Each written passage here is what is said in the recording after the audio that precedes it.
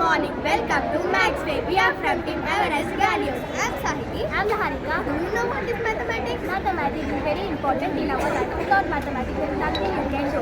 Everything around you is mathematics and everything around you is a number. Mathematics is the poverty of logical ideas.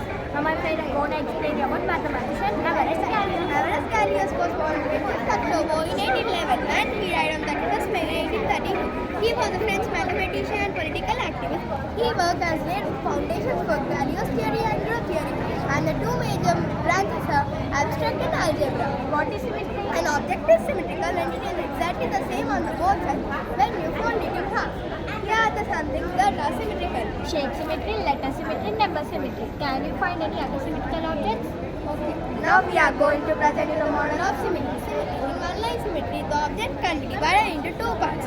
And in two-line symmetry, it can be divided into four parts. And in four-line symmetry, it can be divided into so many parts. Examples of one-line symmetry: bat, triangle, butterfly, lotus. Examples of two-line symmetry: kite, rectangle, curve. Examples of more-line symmetry: ball, circle, pumpkin, flower, tomato, square.